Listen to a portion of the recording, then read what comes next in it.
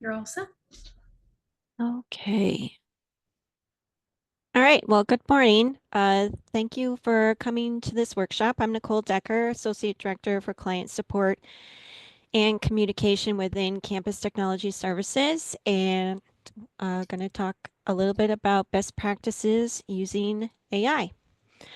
So for our agenda, I'm just going to talk a little bit about the overall goal of this presentation, but then dive into the best practices, which are broken up into these 5 different categories: privacy, ethics, data accuracy, security, and sustainability. But first, a disclaimer. I am by no means an expert in AI. It is rapidly evolving. I dabble in it. You probably have information that I don't know. I have some information maybe you don't know. So if there are things that you would like to add, please feel free to do that and we'll make it a conversation. But also, the information in here is as current as I can get it, and but expect things that will continue to evolve. So the way that we use AI now is going to get better. It may change a little bit in the next 6 months, 2 months, next week. So so please feel free to chime in. So our goal for this workshop is really to establish boundaries for responsible use of AI. Maybe you haven't used AI at all. Maybe you've dabbled in it a little bit. Maybe you've been using it for a long time.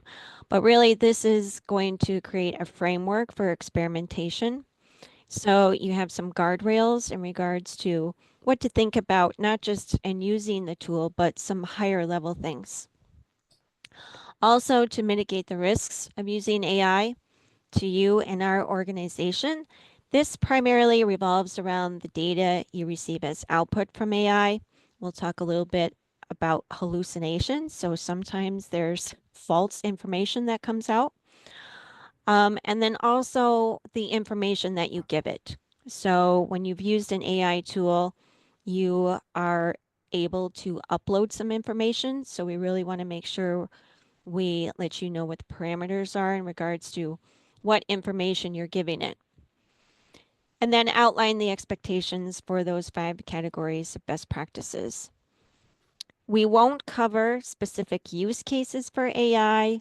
I'm not going to dive into the ins and outs of any AI tool. This is really, you can take this information and apply it to any tool.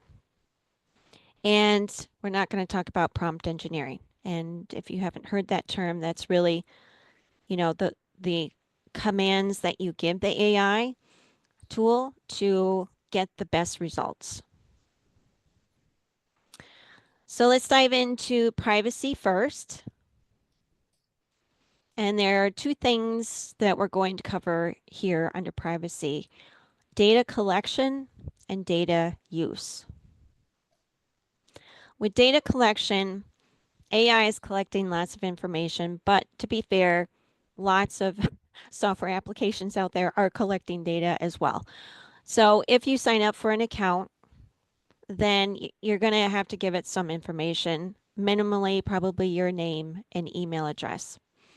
It will collect your computer information, probably the operating system, probably the browser that you're using, and definitely the IP address of your computer. It also is going to collect all the chat prompts that you give it. And these are the interactions you have with the AI tool. Um, Sometimes those are called the conversations that you have with it. And then, as I mentioned earlier, if you upload data, any files, it will collect that information too. For this reason, we want to make sure you're not uploading any files that would have personally identifiable information. So we call that PII for short, and that would include things like social security numbers, dates of birth, college ID. Um, I just read an article a couple days ago in regards to, the files that get uploaded into Gen AI in general. And the biggest things that get submitted are customer data, employee data, legal and finance, security, and sensitive code, with customer data being like the highest. So just if you're using that upload feature, please just make sure you're not giving it any PII. We're not really sure what's going to happen with that information, but a good rule of thumb is don't give it any information you wouldn't want others to see. And then there are questions about, okay, so it's collecting all of this information. Now, what is it doing with that? And the big thing here for AI is that they might be using it to help train their models. And by that, what we mean is every AI tool has some type of data set that it's using to train its models, to have the best interactions that it can in order to recognize patterns and be able to make predictions. So, in that process, they also may be sharing that information with third party services. They use that information to go back and improve their services. And that may be totally fine. That's kind of your choice. But again, don't give it any PII or anything that may violate FERPA or other laws. And here's an example from Google Gemini. That's their AI tool. And this is right off their website. So they talk about how they use human reviewers to improve their Google uh, Gemini application. And essentially, these human reviewers will read, annotate, and process your Gemini conversations. To protect your privacy, they'll disconnect your username with that information.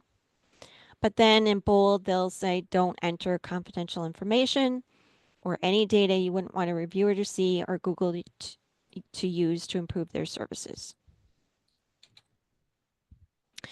So by now you may be asking how you find out, what data is being collected, what they're doing with it.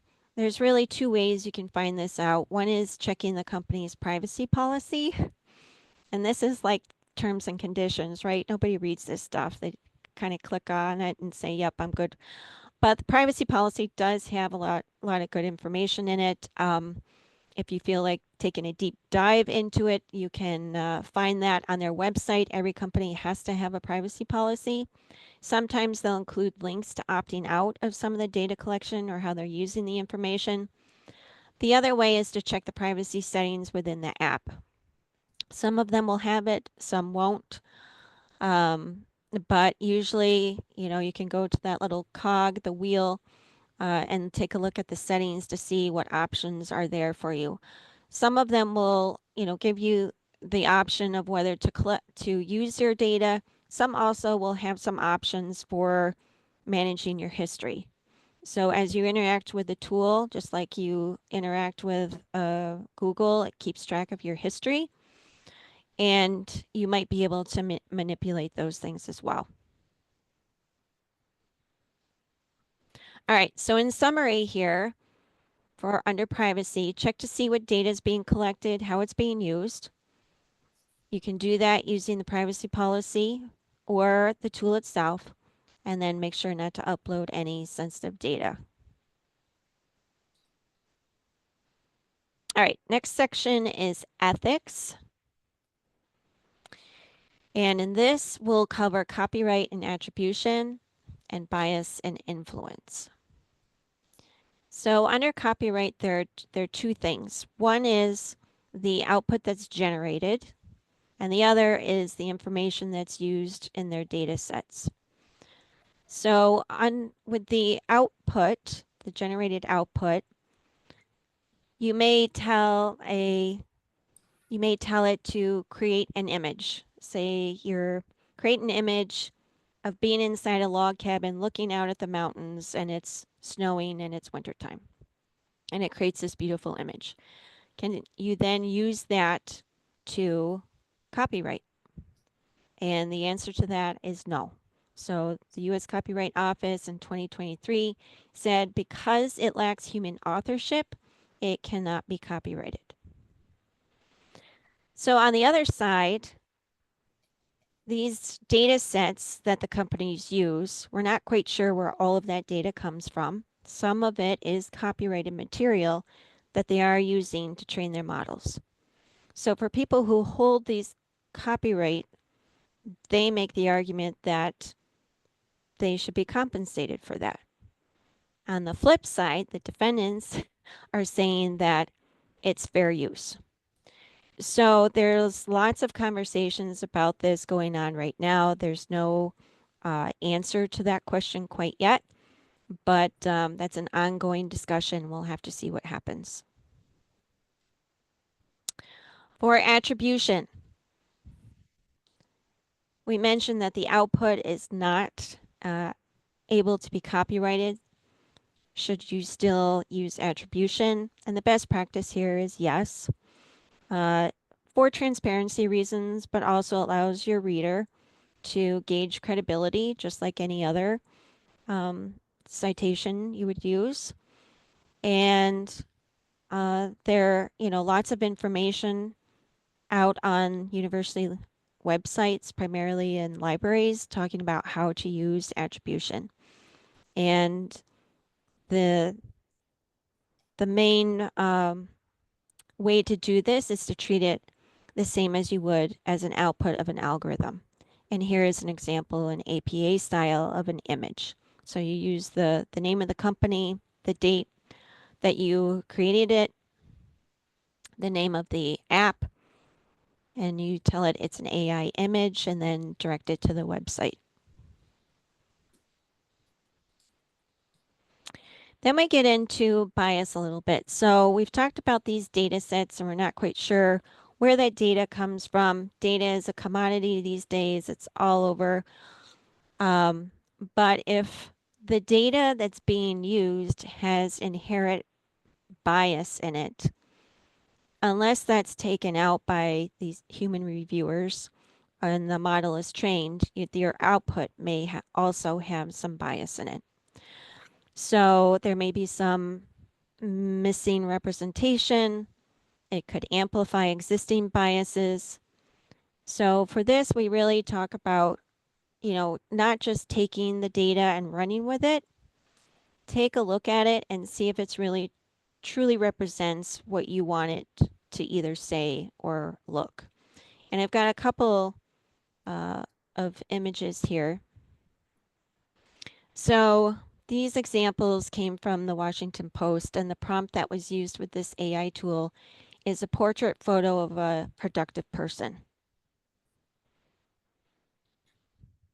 What do you see? What don't you see? And is this truly a representation of a productive person? So you can see, some genders missing. And you also see that these are all office situations. Is that the only time a person can be productive?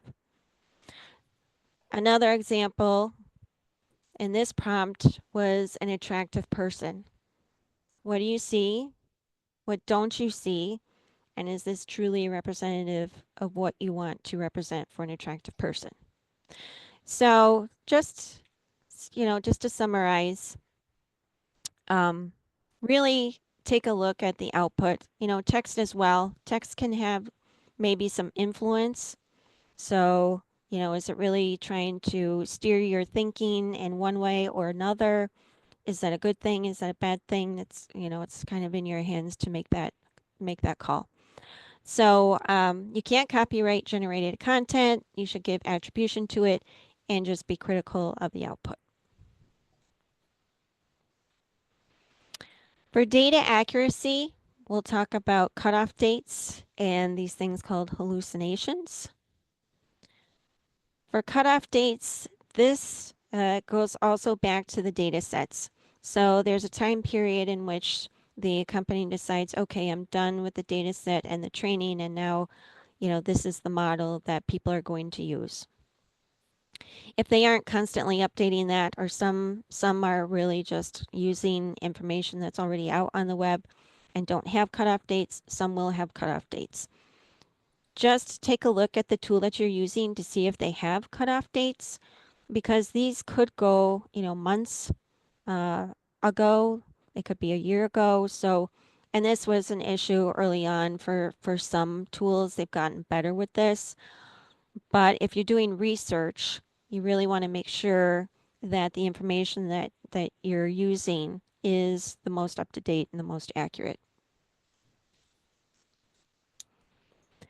And then there are things called hallucinations where the output is just seems to be made up and is just totally wrong.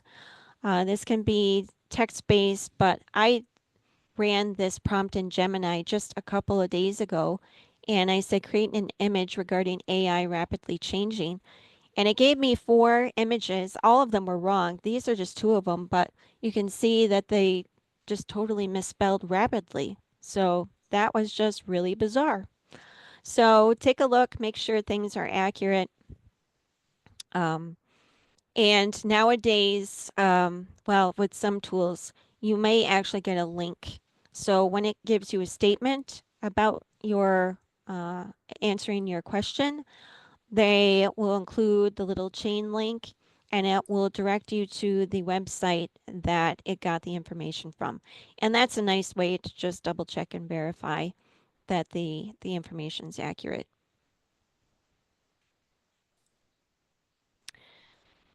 So for this, just a summary, know how recent the tool's dataset is and be cautious of using AI for fact checking. Um, Sometimes that's where you get some hallucinations as well, especially if it doesn't include a link to where you can go back to the source and see if it's true.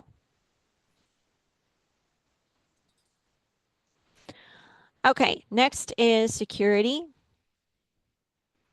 And for this, we're going to talk about deep fakes and phishing. Have people heard of the term deep fakes? So, deep fakes, if you haven't, is a term that is used when using AI to impersonate another person, usually for harmful purposes. An example that got some press back in 2024 was a political consultant named Steve Kramer, who hired someone to use President Biden's voice to call people in New Hampshire to tell them not to vote in the primary. So there was an investigation and they found this out, and now he faces a $6 million fine and criminal charges. The FCC says that this was the first fine involving generative AI, and in response, the FCC outlawed robocalls that contain voices generated by AI. I also have heard other examples, even to go as far as Zoom sessions. So, in a video calling sessions, there's a way to impersonate what a person actually looks like. And executives could email their administrative assistant, have this Zoom call. They're at a conference somewhere and they say, you know, I'm in a pinch. Can you send me a gift card? And they do or don't. But the kind of the rule of thumb here is if something doesn't feel right, it probably isn't. And we always like to tell people go back and actually call the person, like the phone number that you know, or chat them through, you know, Google or, you know, whatever other means you have. Ask them a question of what they wore yesterday or something like that, just to verify that it is the person that is who you think it is. Phishing is getting very um, prolific. It is increasing even from 2023 to 2024. Um, this is information saying that the rise of phishing from 23 to 24 um, went up 3 times. More than 8 out of every 1,000 users clicked on a phishing link per month compared to 3 per 1,000. Is AI the reason behind this? Not entirely, but is certainly contributing to it.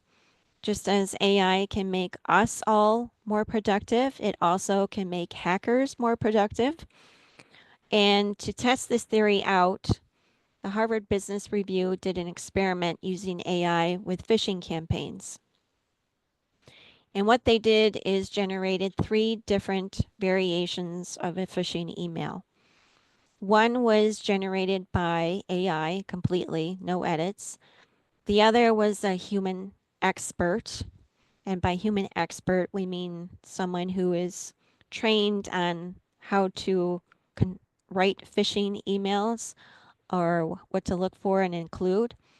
And then there was an AI generated one that was then edited by a human.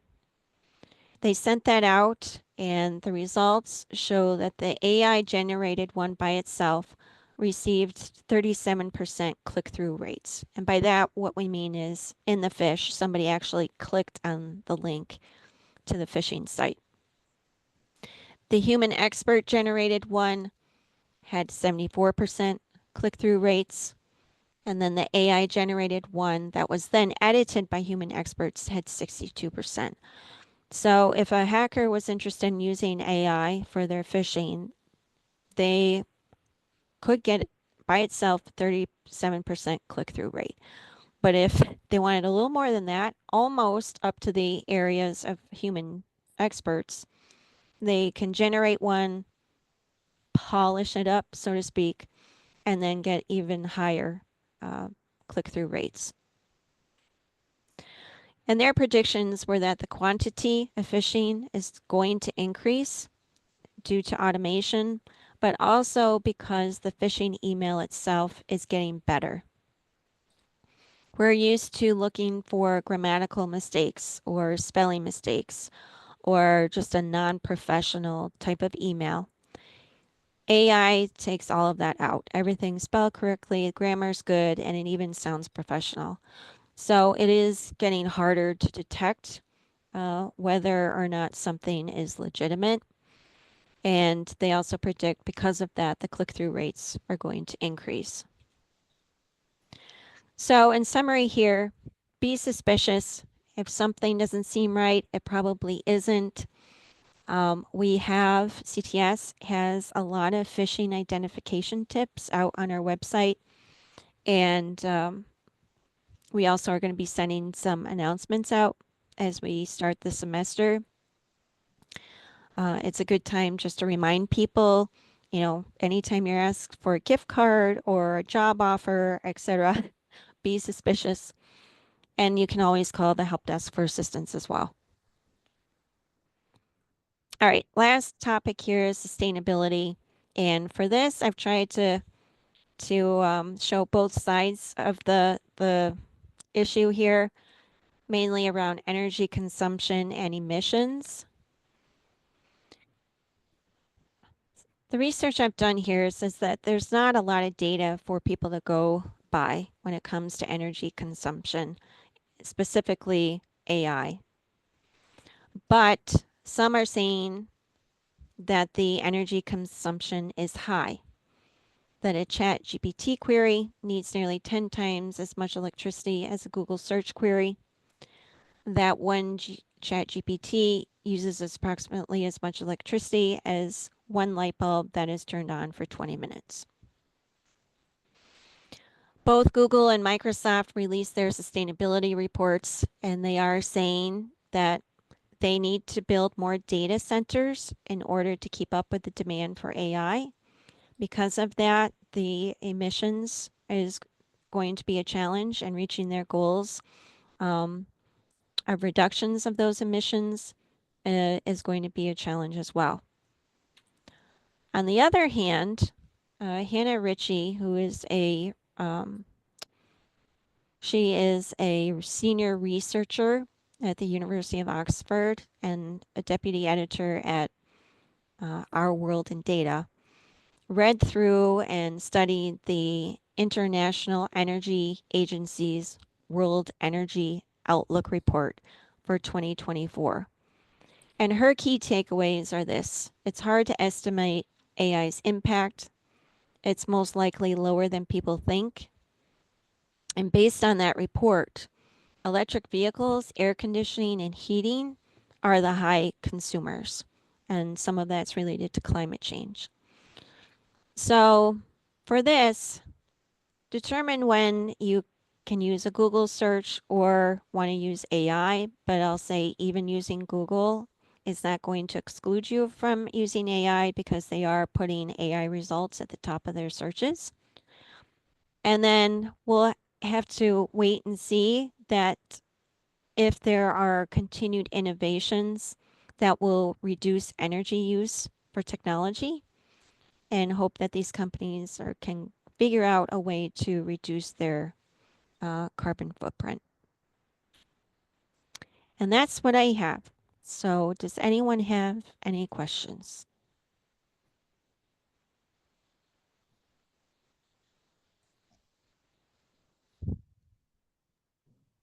Nicole, do you have any insight on the AI laptops that are being advertised because they're claiming that they can do private searches locally for data security purposes?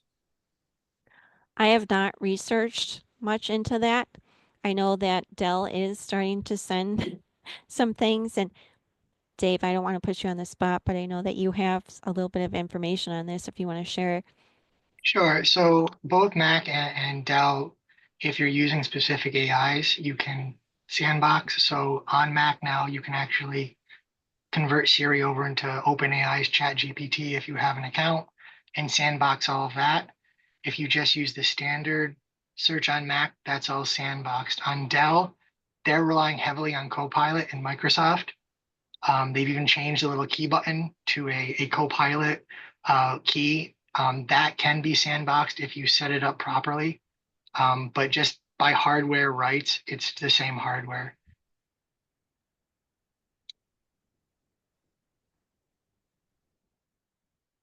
Thank you. Any other questions?